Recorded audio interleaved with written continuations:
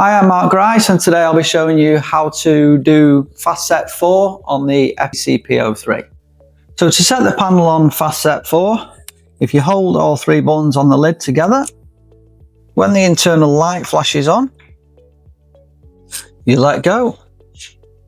The panel will show engineers setup fast set 1. So if you scroll up to fast set 4, then press select, you will then get full, close, delay. You get the options for minutes first. If you don't want minutes, just press select, it will go to seconds. So this is the delay time from when the fire alarm gives the panel a signal before the door drops.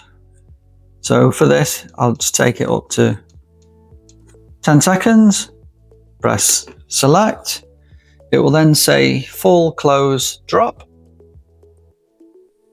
Again, you get the options for minutes. If you don't want that, just press select. It'll then come up seconds. So this is the time it takes the shutter from the fully open position to drive down to the floor. So generally you have to time how long it takes. So for this one, I will take it up to 30. Then press select. You then get reopen time. Again, minutes. If you don't want minutes, press select to seconds.